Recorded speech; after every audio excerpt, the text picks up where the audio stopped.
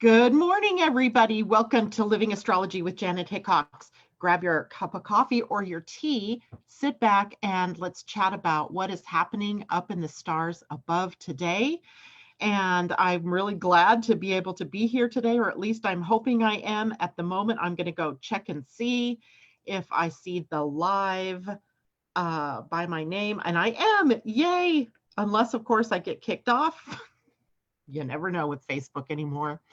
But I am really glad to be here today, as I felt yesterday was not a really good day, not starting my day with all of you. But unfortunately, by the time Facebook actually allowed me into my page, the morning had gone by. I wasn't even ready. So here we are today. Now, this is a good time for me to remind you all that on Thursday, the 23rd, I will be starting to do this broadcast on YouTube in the morning. So don't come to Facebook if that's how you normally come in to visit me. Go to my YouTube channel. I will again post that today for everybody. And what you'll want to do is go to the YouTube channel, hit subscribe. There's that little red thing below that says subscribe. And then also, if you want notifications, right next to the subscribe is a bell. And the bell is either with a line through it, which says don't notify me, or if you click on the bell that is open, then you get notifications. So if you want to know when I'm going live, that's how to do that. I will post the videos here on Facebook after the fact. So if you are someone that can't join me, if you're not used to joining me live, but you come to Facebook later to listen to the video, it'll still be there. So, all right. How is everybody? Doing well, I hope. This is going to be one of those days where we are going to experience some interesting things. I have two guards in the back this morning. I have my friend Mimi, who is going to be moderating. And of course, my husband is also at the ready to moderate comments should the trolls make their appearance known this morning. And I just got to say, I totally appreciate that. And if you see Living Astrology saying good morning, that's actually Mimi or Terry, my husband. So it won't be from me this morning. It will be from one of them. Good morning, Elisa. Good morning, Linda. Good morning, Debbie Tibbetts-Tumiel. It is great to see everybody out there. Hopefully everybody had a good day yesterday. My day was not very good to start with, but it got better as the day went on. And I'm looking forward to some changes. And I hope that's what all of you are feeling as well, as we are sitting here today with the moon in Aries. And Aries is somebody reminded me of this yesterday, that where's Aries in your chart? And I went, oh my gosh, it's up at the 10th house. Of course it is. The 10th house is the house of career and what you do out in the world, how you're seen in the outer world for the work that you do. And of course, that's why things are being in flux and change and irritating. And yesterday I had the impulse, and I didn't act upon it, thankfully, because I know better, to crash and burn my website, to take down my Facebook page. And it was very good of me not to have done that. I held back that impulse. But we're still sitting in that impulsive kind of energy. And today it's almost made easier by the contacts that the moon is making. A sextile to Venus, a sextile to Mars, and a conjunction to Mercury. So the sextiles and the conjunctions. So a sextile is a 60-degree relationship between the planets. 60 degrees infers a kind of sharing of the gifts and talents equally between the two planets, between the signs that they're in. So we have the moon in Aries, and that is a sign where the moon takes on some impulsive energy, some anger, some abruptness, some forward motion. But then we have Venus and Mars in a sextile, where Venus is sitting in the sign of Gemini, an air sign having to do with communication and so forth. And Mars on the other side in the sign of Aquarius, also an air sign, but a more fixed air sign. So we have the mind very active. We have thinking processes in high gear, and sometimes that mind and thinking can override what's real or what really is happening. So in other words, we could almost say that the mind is in a position for today and part of tomorrow to override what your heart is saying. So we have to work a little bit harder to maintain that impulsive nature of ours. And then the conjunction to Mercury a little bit later on today also tells us that we might be speaking impulsively or speaking out of turn. That's another saying that we sometimes get. But our minds are moving very rapidly and very quickly. So when we look closer in at the energy of Aries, we see that impulsive nature, certainly. We see impatience, and we see the ability for anger and upset to bubble up to the surface, even if you know better, right? So we have to be very aware of how it is that we're working with that energy. Then we also have the energy of new beginnings. And isn't it interesting to have new beginnings happening? Sorry, I had to put my phone on silent there. We're having new beginnings in the shadow of the new moon, right? So the energy of Aries brings us that new beginning. It's the first sign of the zodiac. It's the sign of the astrological new year. We had that last month, but now we are sitting here with the moon in Aries while the sun is in Taurus, and we're pushing forward, but we're still a little bit waiting for that new moon that happens tomorrow night. In fact, it is tomorrow night at 7:27 p.m. my time, so 10:27 p.m. for those of you on the East Coast. And in Europe, it'll actually be on Thursday morning, the 23rd. And I'm not sure what time that is because I didn't pull that out, but it'll be about 7 or 8 hours beyond mine. So let's see, 7 and 7, 14, about 2 a.m. I would guess for you all, but it will be on the next day. But that doesn't make any difference. We're preparing now for what's to come with that new moon. And this is high energy moon energy, high energy. It's fast. It's very active, and it can cause us to do those things without thinking. So we want to slow things down as much as possible to be able to think through before we take action. The sign of Aries and the moon in Aries rules everything to do with you personally. So it is the body, the physical body. It is the rulership of our instincts, so survival energies, even fear energies. It is the energies, really anything you could put after the word self. So self-direction, self-sufficiency, self-acceptance, self-love, self-reliance. Those all are part of the Aries experience. So there's a focus for us right now on how it is that we can empower the self, empowering our own selves through the experiences we're having. This is also warrior energy. Aries is a sign ruled by the planet Mars. So we have warrior energy on top of that impulse. And that's about courage and leadership and being bold, boldly going, right? But again, we are watchful of what it is that we're boldly moving into. You know, we see right now, and I'm sure this is happening around the world, as people are really busting up against that quarantine or that stay home order or that, wanting to start and go and get things back to normal. I think people right now are buying into that Aries energy. And it's not always a good thing to be impulsive, right? So we need to be able to have cooler heads prevailing and not be lifting all of these different orders that are out there too soon, because we're going to pay for that. And we'll probably pay for that in September and October and November when Mars moving through Aries brings up everything that we did impulsively that we are now going to learn to regret.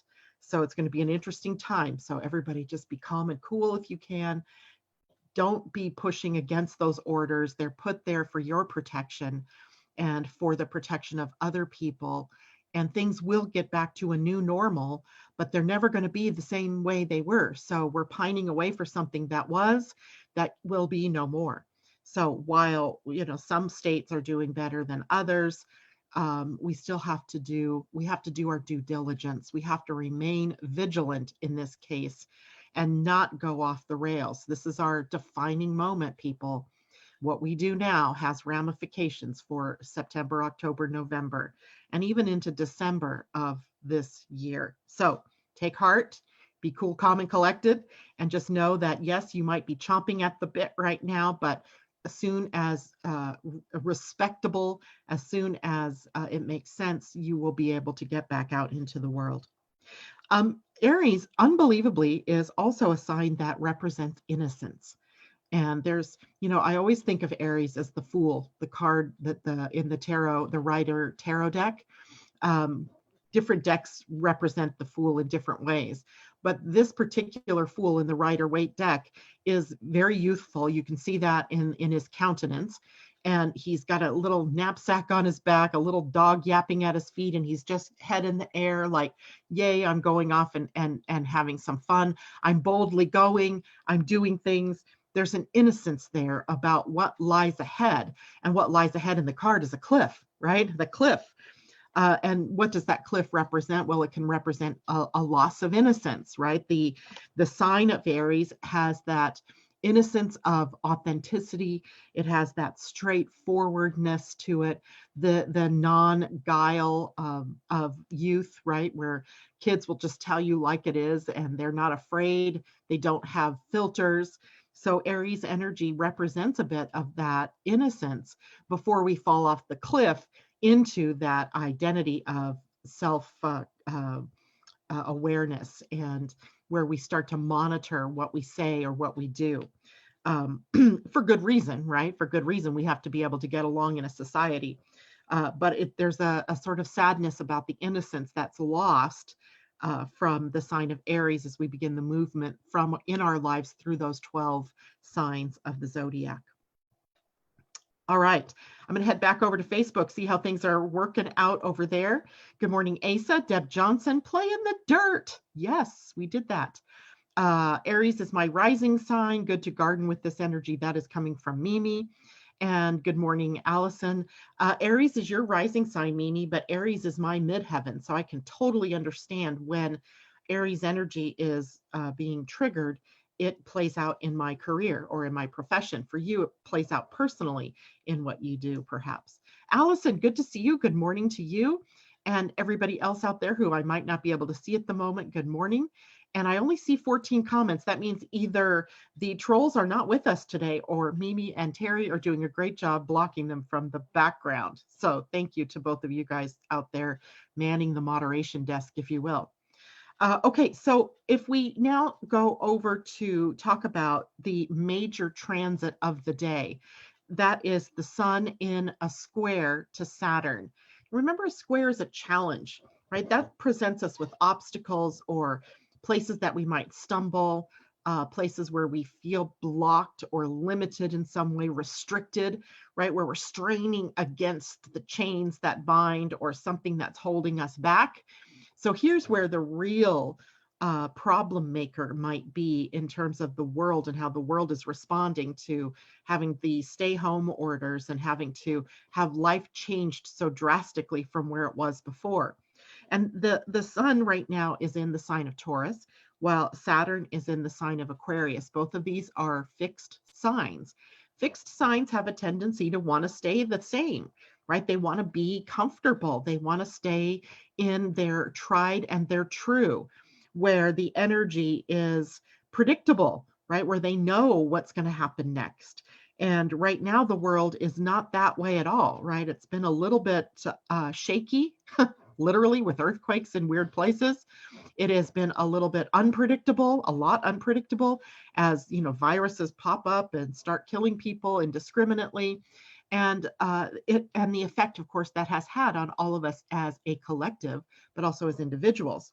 Now, a square then with those challenges brings up specific things with the sun. Remember, the sun is the whole light of your personality, of your life. It's the energizing force of this particular solar system that we live in. And Saturn is about duty and responsibility and form and structure and due diligence and kind of the brake to the sun's gas pedal. And this means that today, and likely yesterday, and even maybe part of the weekend, and maybe even a day or two from now, we may be experiencing issues where like something has been raising up issues in our lives that we must deal with, whatever that issue might be. It could be something from the past, and it could be something that you thought you'd handled and it's coming back up again.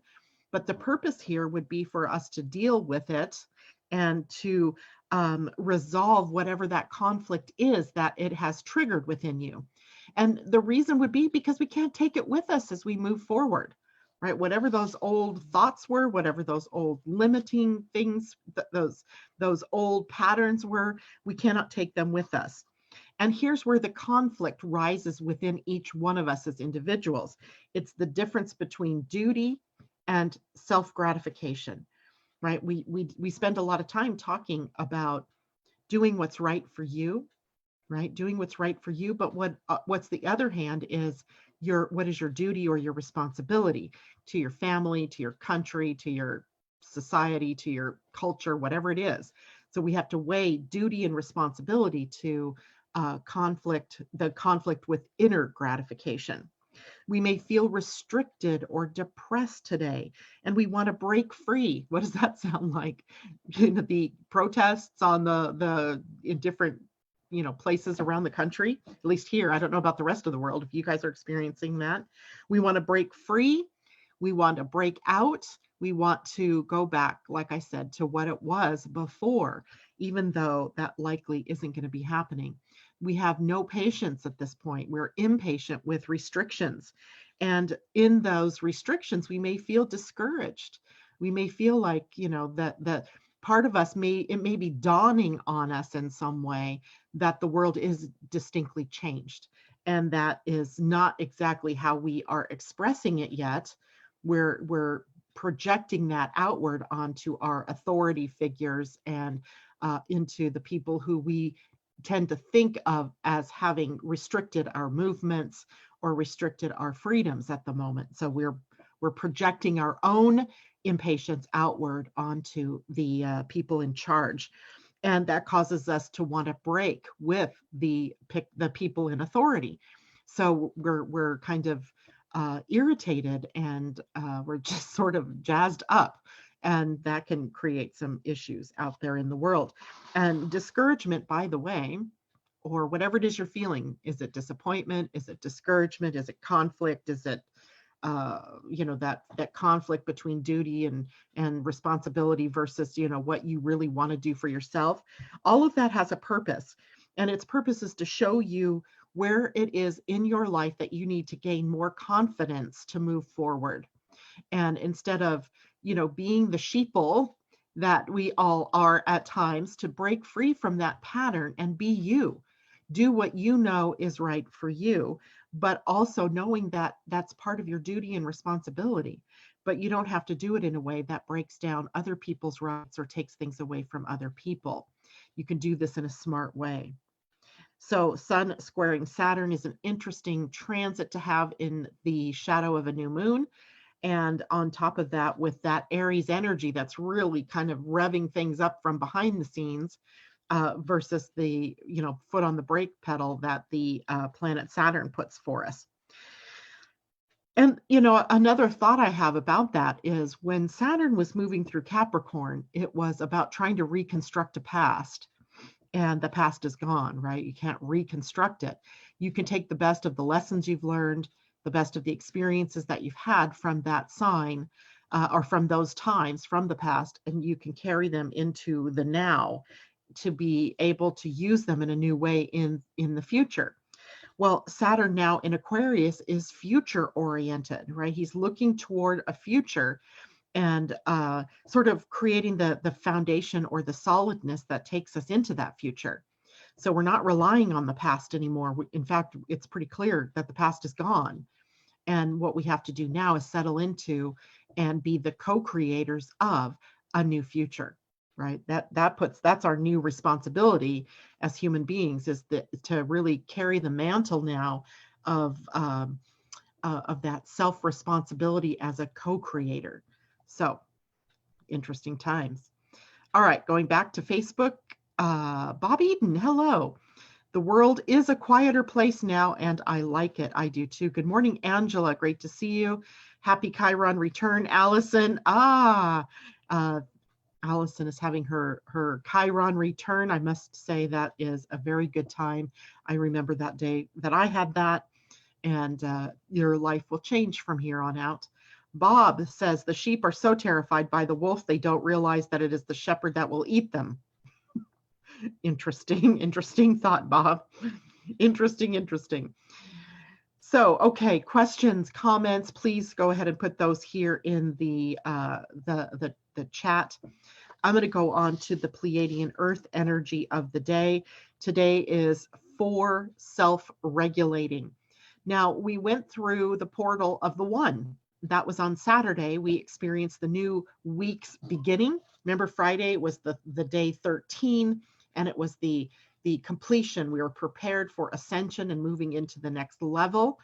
Well, the next level would have been the 1, and attached to 1 was seeing. And seeing in the Mayan calendar is men. And men represented the eagle, from the eagle's perspective, right? They see the details as well as the big picture.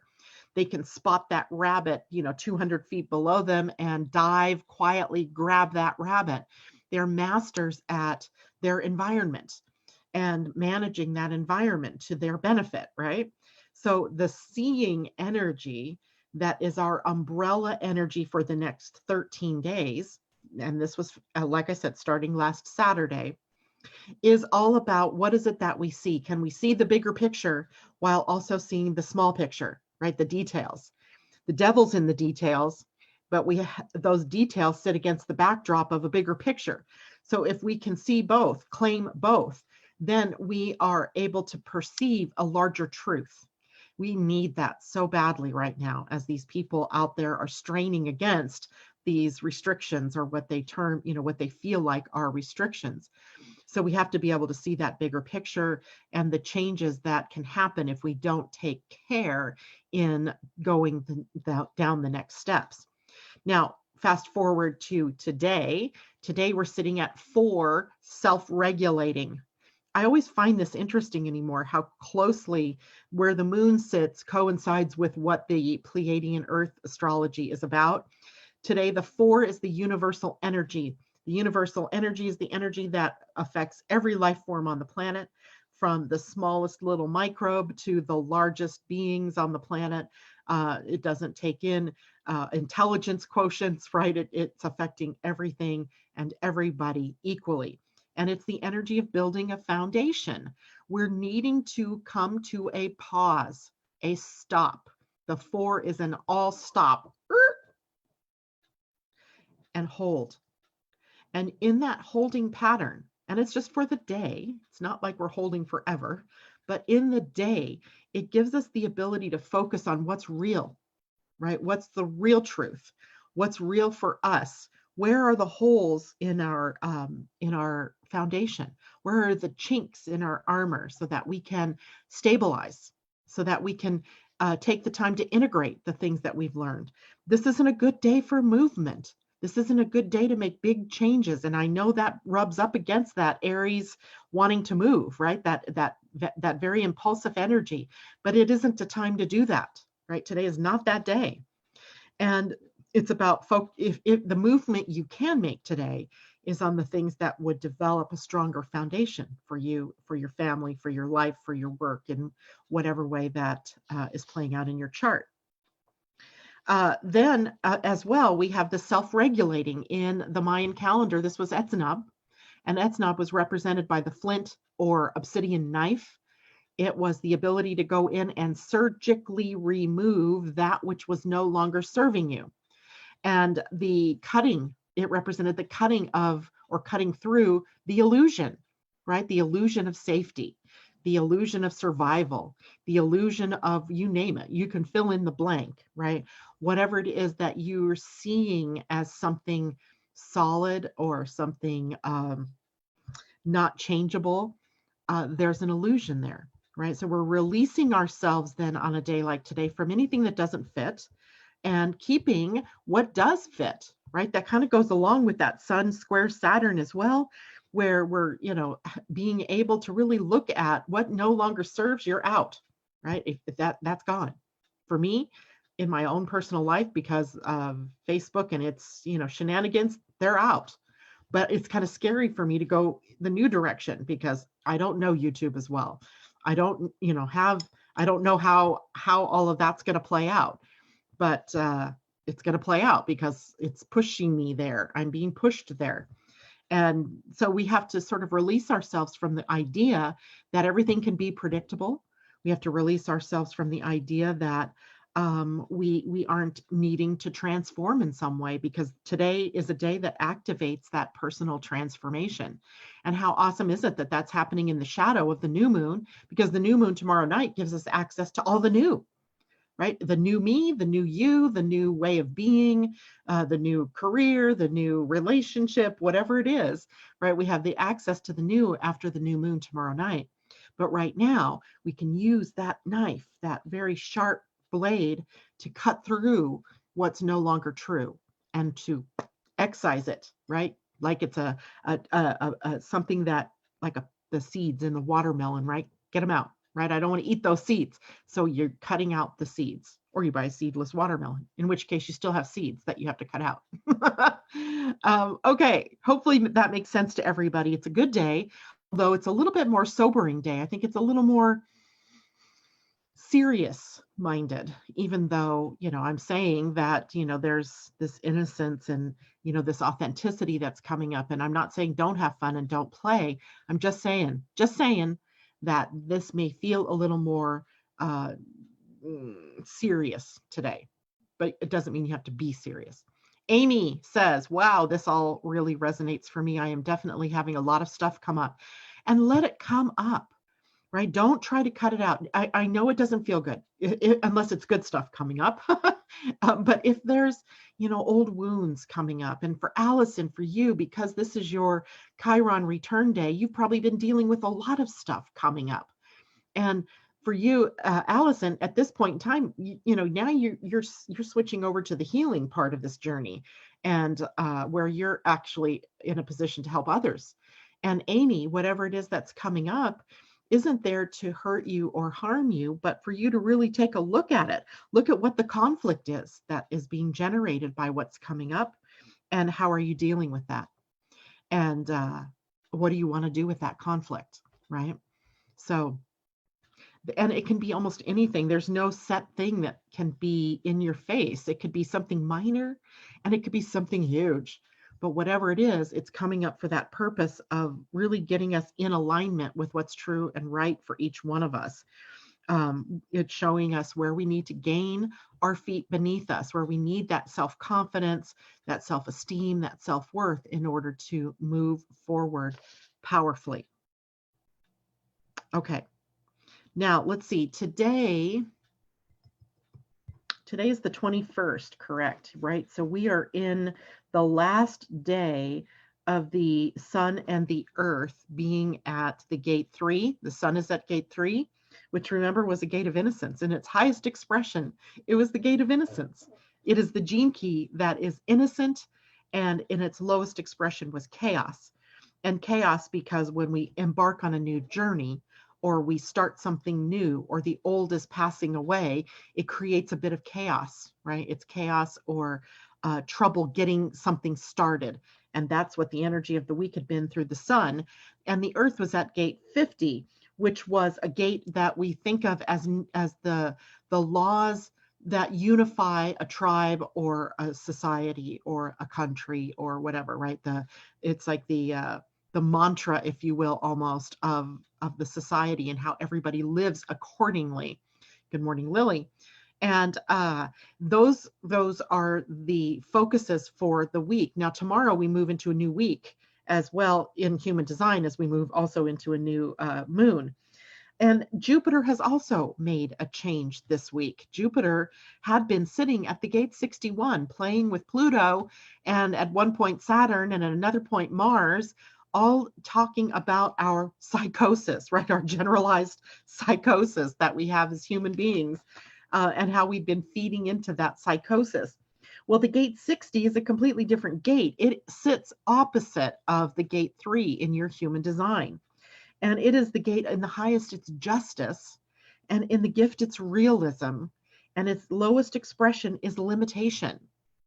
So it speaks to how it is that we're feeling limited by circumstances or by the way the world is right now. And it's always your choice to continue to feel limited or to move out of that into realism. What's real right now is that this limitation is serving to keep us as healthy as possible. right? And then we can move on to justice, as in the real the real effect of our choices now come to roost later, right? We'll see the results. That time will tell the tale about what we do now in the months coming up.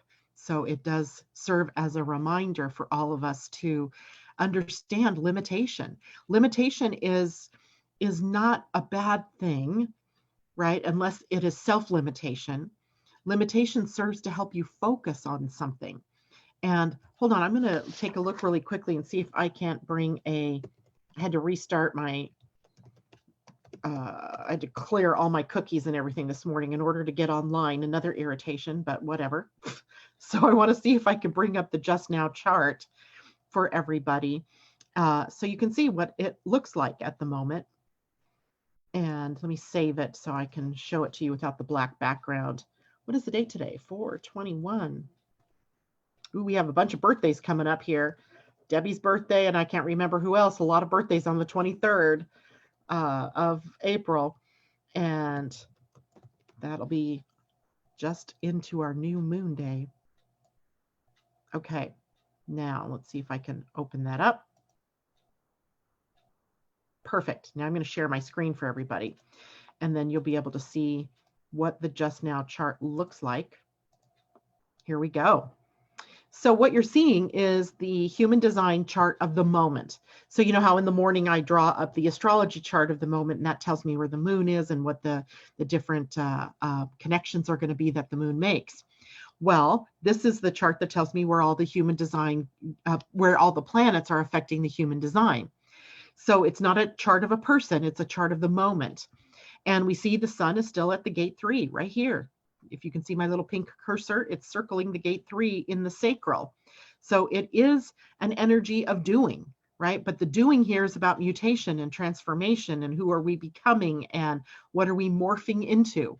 And that a lot of the changes that are happening are from a place of innocence, where that they're sort of out of our hands. And that there's always trouble in the beginning, right? Any mutation has to be determined as to whether it is adaptive or not before it takes hold in the tribe or in the group or in the species, right? So if we were suddenly to have a mutation that gave us a third arm, it over time would take time for life to determine whether or not that was an adaptive mutation. So the 3 is often more elongated in terms of how long it takes for us to understand what the changes are bringing on the planet. So we've been through a huge field of change over the last several months in our businesses, in our way of life, in the way we are social distancing or how we're socializing or not. And these changes are going to take time, right? They're there. They were thrust upon us quite quickly, but it will take time to see which of those changes are going to be adaptive. And that's what the gate 3 here with the sun's energy there is reminding us of. Now it is right now the planet Saturn and Jupiter very close to a conjunction, but not really. They're in the same gate, which is the gate 60 at the opposite end. And the gate 60 is where this entire channel becomes the channel of transformation. So we are transforming, almost a forced transformation, right? Because we didn't take it upon ourselves to do this on our own and prepare for the eventuality of a pandemic or for the changes in the economy, etc. We continued. Last time the economy fell, we just put a Band-Aid on it all and said, okay, it's all fixed now. And the same thing happened yet again with a different trigger this point. This time it was a trigger, a virus. The teeny tiniest of things triggered this huge change in our economy. And we're already seeing the effects of greed. Here's a space that does not appreciate greed. And we need to learn to release ourselves from that energy. And when we rebuild something, then we have to rebuild it in a way that's sustainable, that preserves the highest and the best while letting go of the rest and what's maladaptive, let's call it. Now, the Earth is over here at gate 50, while we still have Uranus at gate 27. So we have these two channels connecting up, both the endurance principle of us as human beings, but also our instincts and our fear and the survival energies that are being triggered for all of us. Raise your hand if you're just a little bit scared about what the future holds, right? And that's a natural response. We as human beings have millennia of evolution preparing us for survival. So that fight, flight, freeze reaction that we have when it's triggered by a fear is, been in us for a very long time. So it's not like we turn the corner today and fear is gone, but we can recognize its effect now. We can recognize when it's at play, and we can choose what we do with that. So with the gate 50, we can choose to feel like we're failing our families or failing in our responsibilities, or we can choose to recreate the laws, the rules that we live by in a society, in our families, that support us moving forward in a nurturing, more family-oriented way. That is the nature of this channel. It's the divine feminine, which takes care of, which nurtures, which feeds, which clothes, which educates, right? That's this energy that we have triggered here right now. The opposite side, the 59 over to the 6, is the masculine. The masculine supports by protecting, by enacting, by taking the rules and the laws and the regulations and the edicts and making them stick, right? Putting them to work out there in the world. So it's almost that the divine feminine is laying down the template and the divine masculine protects it, takes it out there, does it, right? So here's the captain of the ship and here's the make it so, right? The group. It's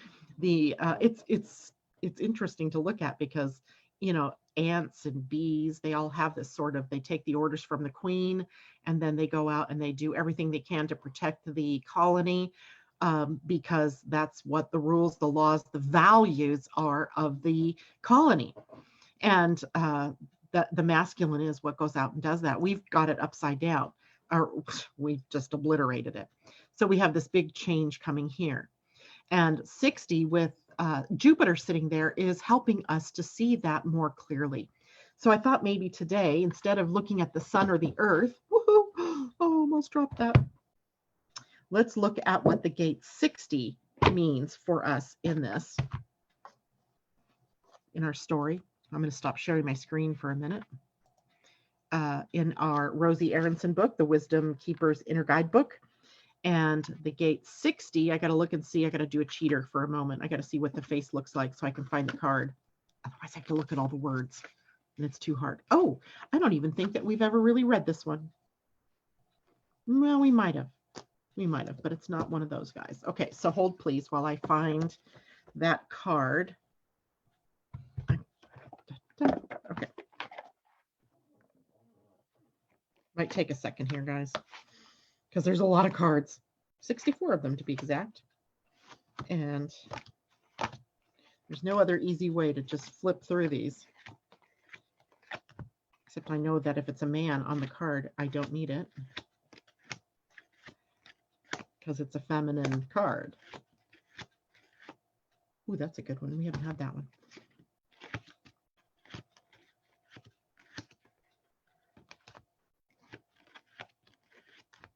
I hope you guys buy this deck, because you can use this even in your own life when you know you're having a transiting planet over one of your, triggering one of your gates in your chart that's open. You can use these cards as a way to help you understand what's happening. And where in the bloomin' hell is that card? No. Of course, it's the second to the last card in the deck. Okay, so here we go. Here's what the card looks like. And nice soft face here. She's ready for change. She's just going with the flow. And the card is number 60, but it says realism, and you cannot see that number. At least I can't. If I move it back. Okay, so let's take a look at what this story is all about. So remember, the gift is realism, the shadow is limitation, and the siddhi, or the highest expression, is justice. And it says the only thing needed for magic to occur is some form of a structure and an open mind. I grew up in a part of the world where religious fanaticism, poverty, and injustice were the norm. In response to oppression, people prayed for miracles. As a child, I also prayed for a better world where women and children were given more rights. But as I got older, I grew tired of praying. Magical thinking wasn't doing anyone any good, and I didn't trust my country's laws or its lawmakers. When the dictatorship was overthrown, it became possible for girls like me to go to university. Immediately, I knew I would become a lawyer so I could change our country's sick system from the inside. The only girl in my entire family to ever receive a higher education, I buried myself in studies, learned every law imaginable, and became a skilled debater, backing up every argument against the current oppressive system with irrefutable evidence. My work life was successful, but inside I was lost, unstructured, and my relational life was non existent. I had no true allies. Um, my mind had become closed, limited, and rigid. I'd forgotten how to dream and had lost touch with the love of justice that drove me to learn and serve. I even started resenting the very women whose rights I'd been fighting for. If they didn't agree with me or appreciate all that I was doing, I'd fly into a rage. I found them completely oblivious to what it actually took to make their dreams of a better life a reality. But they were angry with me because I was so busy protecting their rights that I had stopped loving, respecting, and regarding them as human beings with their own voices. When one of my most loyal supporters returned to her fanatical roots, I woke up, stopped arguing, and started listening to the actual dreams, needs, and desires of the people I represented. Now I see beyond the surface of things and honor the oppressed part of everyone. I use my understanding of the law to support and empower. My open mind and dreaming heart inspire all that I do. I've learned that true justice takes a village and that changing the world for the better can actually be an enjoyable, relationally nourishing process. My gift to you. I bring to you a love of realism and common sense. I want you to stay connected to your ideals and visions without losing sight of the practical aspects of the creative process. How very Taurian. Just as a seed needs a shell and a river needs its banks, your dreams need you to understand the inherent structures of the world so that you can bring them to life. Do not see those structures as stifling or forever lasting as forever lasting limitations, but as supportive vessels perfectly designed to take you where you need to go and no further. Remember to keep the heart of your dreams close while holding all systems, religions, and mindsets lightly. Get comfortable with uncertainty. Think outside of the box and use playful language. Seeming plateaus don't mean anything is happening. Actually, seeming plateaus don't mean nothing is happening. Everything of true value lives within you. So be the eyes, ears, and minds of our universe. And soon you will be making magic. So, questions for contemplation. Do you tend to run away from structure and commitment? Have you had trouble finding true allies? Are you rarely involved in something that lasts? Do you hold on tightly to your own way of thinking and doing? Without certain structures in your life, would you fall apart? If you tend to be too limited, pick a structure you hold rigidly and find a concrete way to hold it just a tad more lightly this week. If you tend to be unstructured, pick an area where you struggle with discipline and experiment with following through. Reflect on your most positive experiences of realism and justice. So that's Jupiter and that is Saturn. And Mars went through there a few weeks ago, last week, I think it was. So we've had a lot of focus on this particular gate, magical realism, kind of like that. All right, guys, let's take a look one last time at comments, questions. Bob says, I am comforted by noticing how the age of integrity is overcoming the age of power, just as the Mayans predicted. I love that too. Without integrity, the magic will not happen. Absolutely. Kamal, we love you too, Kamal. Let's see. Lily, the bit with true allies really hits me hard, especially this week. The structure is one I have a bit of with my current life. Structure is one I have a bit of with my current life. So struggling maybe in knowing who's your true ally, and who really supports you and your work, maybe, Lily. not sure what that means for you, but you know, the sun squaring Saturn today is really bringing that up for us, right? It's about showing us where those holes are, and maybe, you know, it is about true allies. And what is a true ally? Is a true ally someone that just says yes to your every whim, or is a true ally someone who really shows you that the emperor's not wearing any clothes, right?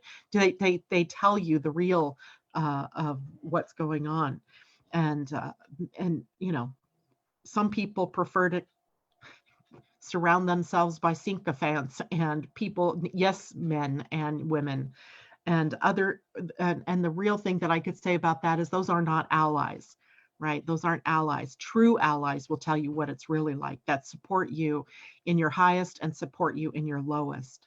So who are those people in your life? All right. Well, I am done for today. Hopefully that gave you a lot to think about as the day goes on. And I will be back here tomorrow. We'll talk really much more in depth about the new moon. I'll put up the chart for the new moon. It's an interesting one as all of that energy comes crashing into the planet Uranus. So we can expect some surprises. We can expect some booms and bangs. We can expect some aha moments or epiphanies that come along with that. And I'll be excited to share that with you all tomorrow. All right. In the meantime, have a wonderful day. See you all then tomorrow. Bye.